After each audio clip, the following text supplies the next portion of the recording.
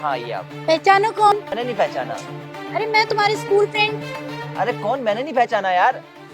अरे तुम्हारी फ्रेंड शीतल। आप प्लीज मेरी आँख खोलो यार, हद है। कौन हो आप? ओह आई एम सॉरी, मुझे लगा आप मेरे स्कूल के फ्रेंड हो। I hope so you don't mind, गलती से हो गया। हाँ चलो ठीक है, होता है, आप जाइए अब। बाय। ओके।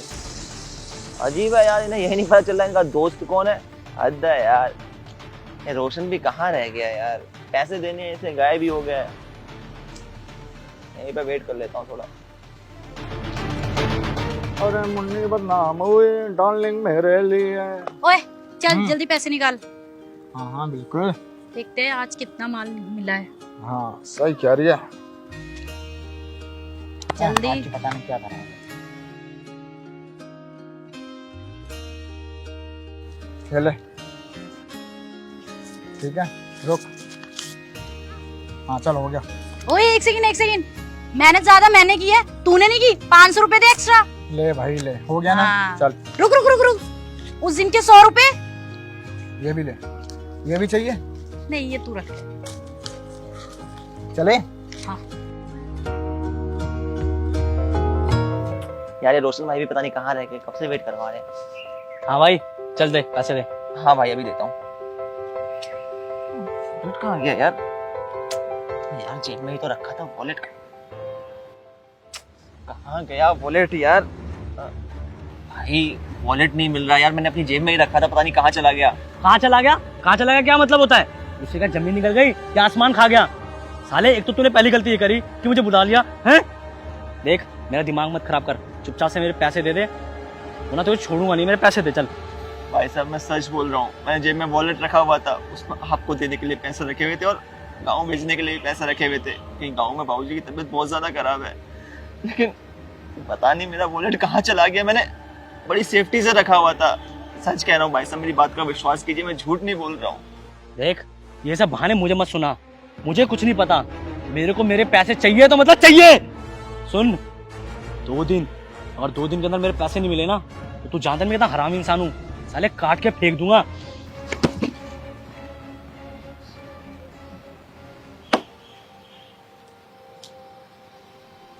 यार ऐसे पता नहीं कहाँ चले गए यार। गाँव में बाबूजी को पैसे भिजवाने थे, ये वॉलेट ही खो गया, पैसे कैसे भिजवाऊं? ऐसे तो चलो कहीं से अरेंज भी कर लूंगा, लेकिन दादाजी की फोटो थी उसमें, उसका क्या होगा? उसने चुरा लिया यार पैसे।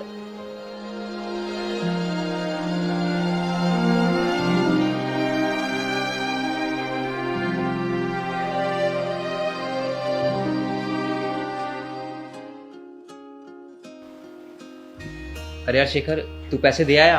अब एक काम कर, उसमें से कुछ पैसे बचे होंगे तू मेरे को दे दे, मेरे को रेंट भी भरना है। अरे यार रेंट का कहाँ से करें, जो पैसे थे ना वो चोरी हो गए यार, मेरा वॉलेट चोरी हो गया। अब समझ में नहीं आ रहा क्या करूं। दादाजी की एक आखिरी तस्वीर थी उसमें, वो भी चोरी हो गई। मैं तो बहुत ज्यादा कंफ्यूज हो गया हूँ यार, मेरी समझ में नहीं आ रहा कहाँ से पैसे लाऊं, कहाँ से तस्वीर लाऊं, क्या करूं यार, किस्मत ही खराब है मेरी। यार शेखर देख, दादाजी की तस्वीर का तो कुछ नहीं हो सकता, लेकिन तू मुझे ये बता पैसों का इंतजाम कैसे करेगा? जल्द से जल्द पैसों का इंतजाम कर यार, वो गाँव भिजवाना बहुत जरूरी है। यार किससे मांगू पैसे? तुझसे पैसे मांग लिए, 2-4 दोस्त और हैं उनसे ही पैसे मांग लिए, अब बचा ही कौन है जिससे पैसे मांगू भाई? यार शेखर एक काम कर, वो हमारा पड़ोसी है ना जो मयंक, उससे पैसे मांग ले। मेरे को पता है वो भला आदमी है, वो तेरी मदद जरूर करेगा। सही कह रहा है यार, मयंक ने मुझसे कहा भी था कभी कोई जरूरत हो तो मांग लियो। मैं एक काम करता हूँ, उससे पैसे मांग लेता हूँ, वैसे भी मेरे बचपन का दोस्त है भाई, जरूर दे देगा वो पैसे। चल ठीक है तू जा, मैं खाने का इंतजाम करता हूँ। ठीक है यार, तू खाना वाना रेडी कर दे, मैं निकल पाऊंगा आज। चल कोई बात नहीं। ठीक है भाई, ओके।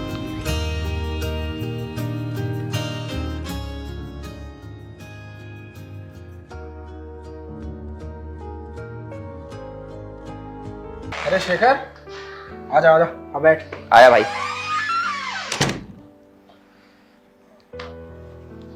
और सुना क्या हाल चाल है तेरे? बस बढ़िया भाई। चाय मंगवाऊं? नहीं चाय वाय कुछ नहीं भाई, एक काम था तुझसे। हाँ बोल। वो भाई कुछ पैसे चाहिए थे। बस कर दी ना छोटी बात। अबे पैसे मांगना कब छोड़ेगा? कब तक पैसे मांगता रहेगा तू? है भाई मैंने तुझसे कभी पहले से ना मांगे पैसे, आज पहली बार तो मांग रहा हूँ। तू तो ऐसे बोल रहा है जैसे मैं तुझसे रोज पैसे मांगता हूँ। अबे पहली बार मांग रहा है इसीलिए तो नहीं दे रहा। आज तू 20,000 मांग रहा है, कल 40,000, परसों 60 लाख करोड़। तुझे ही देता रहूंगा तो मैं कहाँ जाऊंगा भाई। भाई मैंने तुझसे बोला कि 20,000 चाहिए, मैंने बोला कि पैसे चाहिए। अरे मुझे पता है तुम जैसों की औकात, थोड़ा थोड़ा करके मुंह खोल लोगे।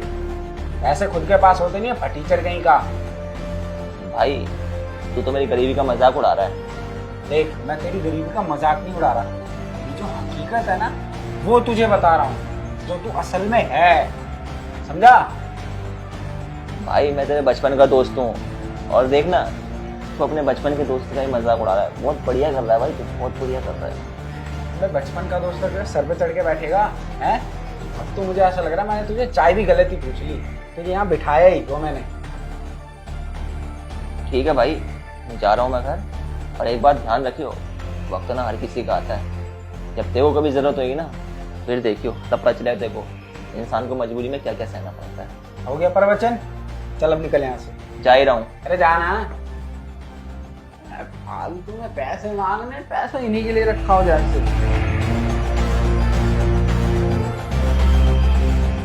सीरियल देखने का मजा करके रख दिया।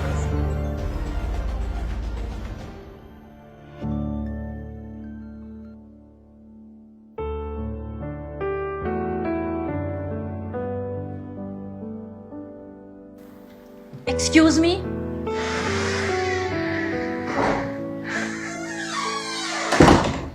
Excuse me. तुम यहाँ कहीं तुमने तो मेरा वॉलेट नहीं चुराया? हाँ, हमने ही आपका पर्स चुराया था और हम वही वापस लौटाने आए हैं। सॉरी।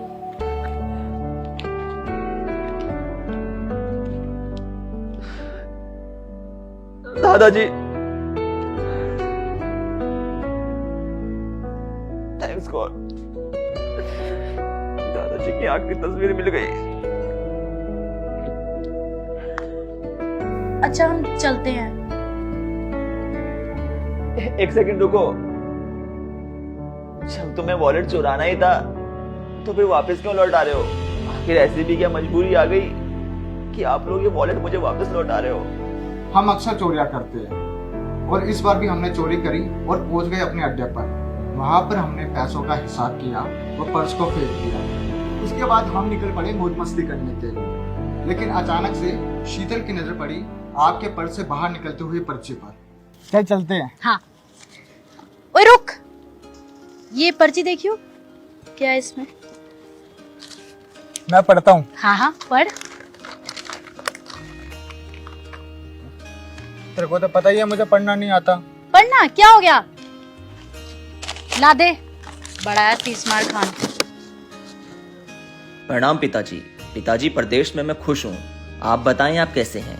वैसे सच कहूँ तो आपकी यहाँ रोज याद आती है, क्योंकि माँ बाप से दूर चाहे करोड़ों सुख सुविधा क्यों ना हो, पर जिंदगी खाली खाली ही लगती है। जब रात को ऑफिस से आता हूँ तो रोज गाँव आपको और माँ को याद करता हूँ, और आप लोगों की यादों को सोचते सोचते ही सो जाता हूँ। अच्छा पिताजी, आपको एक बात बतानी थी।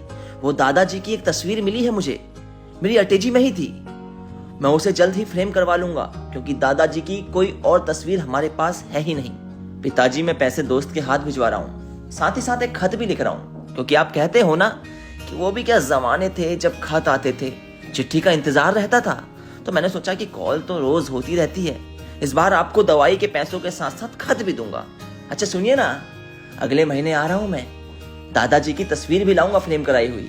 माँ और आपको ढेर सारा प्यार। प्रणाम पिताजी, और माँ को भी मेरा प्रणाम कहना। जल्दी आएगा आपका प्यारा लाडला बच्चा। यार सुमित, इस लेटर के हिसाब से तो हमने उस बेचारे के साथ बहुत गलत किया। हम एक काम करते हैं, उस भेजने वाले ने इस पे एड्रेस तो लिखा है, हम उसके घर जाके उसको पैसे लौटा देते हैं। अरे वो तो ठीक है, लेकिन हुआ क्या है? मैं तुझे रास्ते में बताती हूँ सब, चल। दरअसल पहले हम चोरी मजबूरी में करते थे, लेकिन उसके बाद फिर ये हमारा शौक बन गया, और फिर हमें इस काम में मजा आने लगा, और धीरे धीरे यही काम हमारा प्रोफेशन बन गया। एक बात बताऊं आप लोगों को, चोरी करना कोई मजबूरी नहीं होती, बल्कि एक बहाना होता है अपनी असफलता को छुपाने का। अगर बंदे की कोई मजबूरी है तो वो काम करे ना, मेहनत करे, मेहनत से पैसा कमाए।